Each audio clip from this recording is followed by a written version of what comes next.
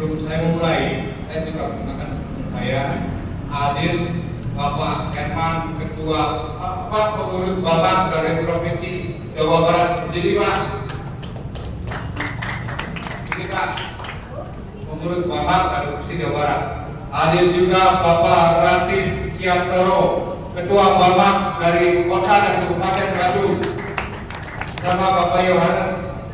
Silakan berdiri Pak. Lalu hadir juga dari PKRI, yaitu istri saya Julia Sanitami, ini mengasuh saya, berdiri, terus Ibu Susiana ya, terus sama Ibu Yeni ya, Ibu Yeni, mereka adalah PKRI, Wanita Katolik Republik Indonesia. Kemudian Bu Yeni Ketua PKRI di Taman Koko Indah. Terus hadir juga dari Ponorogo yaitu Panik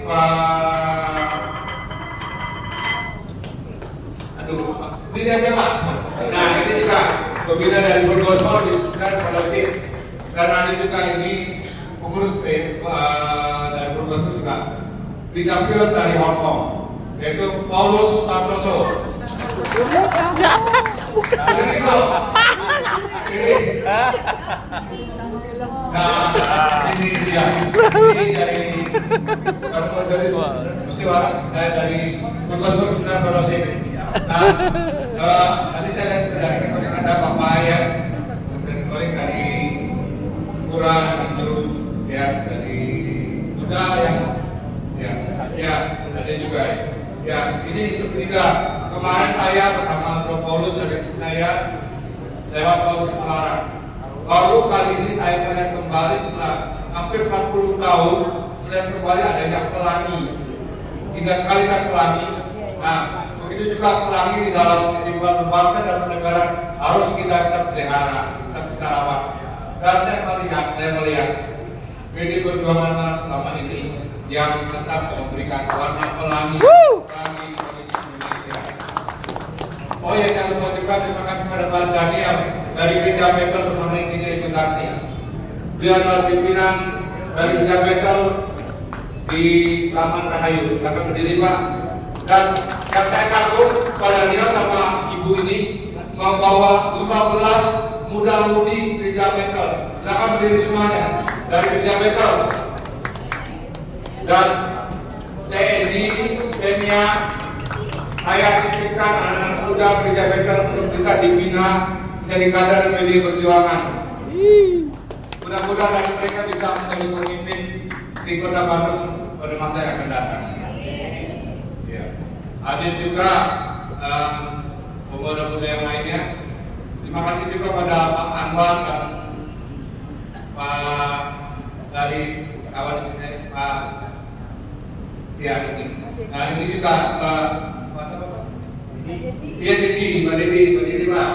Ini juga dari Katolik, terus Katolik juga. Ya. Jadi sebenarnya kali ini adalah pelangi kehidupan yang harus kita pelihara, kita jaga. Dan saya melihat ada PD Perjuangan, Dunia dan TNI yang bisa merawat adanya pelangi di Kabupaten Bandung ini dan di Jawa Barat. Tiga jalur perdagangan membawa perdagangan. Ada 3 jalur perdagangan yang membawa para pedagang dari Tiongkok ke tanah Pasundan.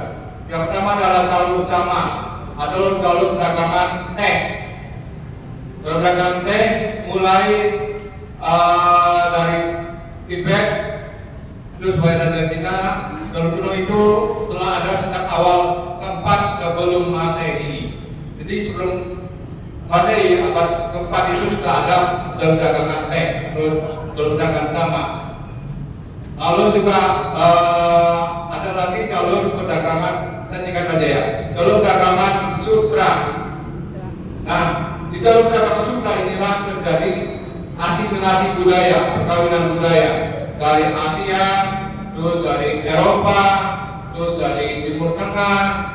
Jadi perdagangan melalui jalur perdagangan Sutra ini, dan mereka saling berbagi budaya, saling mengisi budaya suku Indah dalam perdagangan Sutra ini. Dan dalam perdagangan Sutra ini yang membawa pendeta Buddha yang bernama pasien. Nah, ini sampai ke tanah Pasundan karena pasien pernah menuliskan bahwa di Jawa ada sebuah kerajaan yang bernama Kerajaan Tarumanegara, atau orang-orang lebih mengenal dengan di Jawa pada literasinya Tarumanegara. Terus ada literasinya bahwa Tarumanegara ini disebut dengan Olotan, atau kita lebih mengenal dengan Olot. Jadi kerajaan yang tertua di Jawa itu Tarumanegara. Tercatat ditulis di dalam literasi di kerajaan Tiongkok sana bahwa kerajaan di Pasundan itu kerajaan Tarumanegara ditulis di dalam literasi di kerajaan Tiongkok. Lalu kemudian ada lagi jalur perdagangan. Nah, sejak kedatangan pasien ini terjadi hubungan dagang antara kerajaan di Tiongkok dengan kerajaan Tarumanegara.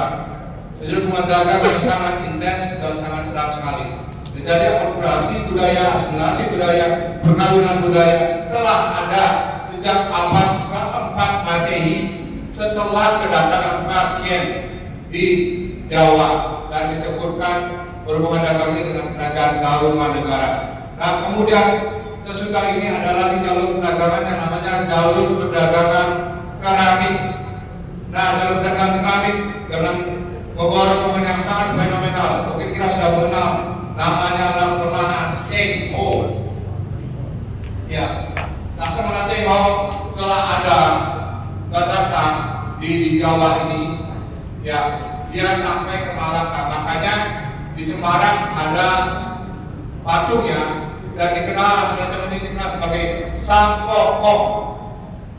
Nah, Sang Kokong inilah yang membawa budaya yang lebih kuat lagi. Makanya kita mengenal makanan yang kita makan hari-hari sekarang: bakso, siomay, mie. Itu asalnya dari Tiongkok. Kecap, ya, terus pecai, kaisin dari Tiongkok.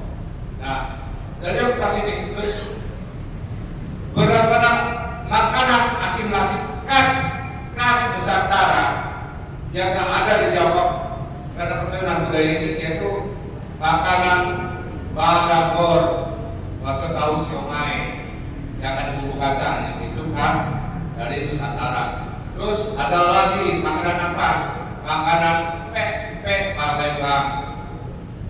Itu juga nasi asimilasi makanan budaya. Terus juga ada lagi mie-mien, ya kan? Terus ada lagi capcay,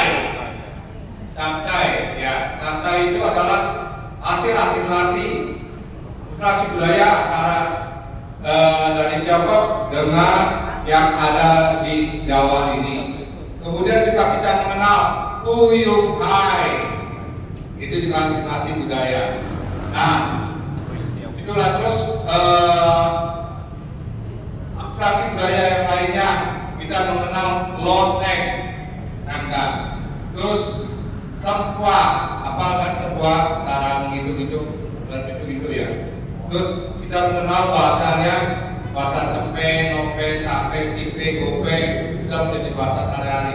Terus bahasa Keko, ternyata Keko itu juga adalah bahasa dari Tiongkok menjadi asimilasi budaya kita. Nah, terus juga terjadi tangga, terus apalagi pacul, itu juga adalah asimilasi budaya juga. Nah, jadi dari sini terjadi satu kesatuan hubungan. Ya, saya kagum bukan karena ada RW-nya di sini, tapi saya kagum juga di Taman Ayu. Dan RW-nya adalah Pak Iwan. Pak, berdiri Pak. Ini RW-nya saya. Lalu kalau saya nggak memperkenalkan, kamu nanti nggak boleh ke Taman Ayu nanti sama beliau. Tapi diusir. Ini RW saya. Beliau yang adalah orang Tionghoa, bisa menjadi RW di sana. Udah 4 kali pejabatnya Pak, nggak salah ya Pak. Iya, di Taman Ayu. 3 kali pejabat. Jadi disinilah asimilasi budaya telah ada. Oleh sebab itu, saya melihat bahwa Ibu Nia, Ibu Edi benar-benar memperjuangkan Bhinneka Tunggal Ika ini dan benar-benar mempertahankan kemerdekaan Tunggal Ika ini melalui dunia dan Bu Eci dan PDI Perjuangan khususnya. Dan saya juga takut dengan Pak O waktu itu 15 tahun yang lalu ya Pak, beliau datang ke rumah saya, beliau juga benar-benar meminta untuk diskusi sama saya, dan saya kagum juga. Pak, saya dukung Bapak Pak O. Ya. Jadi marilah kita rawat kemerdekaan Tunggal Ika, kemerdekaan Tunggal Ika kita, karena telah ada persatuan sejak awal sebelum Masehi, dan juga terjadi asimilasi budaya sejak abad sebelum Masehi, dan melalui pasien juga abad keempat itu dagang antara Tiongkok dengan kerajaan di dalam negara itu terjadi. Yuk, mari kita bersatu membangun Indonesia tanpa membedakan suku, agama, dan golongan. Dan saya berharap juga nanti Ibu Nia dan Ibu Eci jika diundang oleh Pak Ratif dari Bapak Bandung, saya berharap Ibu bisa hadir ya Bu ya. Dan mungkin nanti kami akan mengadakan Natal ya Pak Ratif ya. Mungkin juga nanti Pak Herman bisa menyuarakan di Bapak Provinsi Jawa Barat untuk mengundang Ibu Nia dan Pak Eci, Ibu Nia dan Ibu Eci untuk bisa bertemu dengan Bapak di Provinsi Jawa Barat. Saya mohon maaf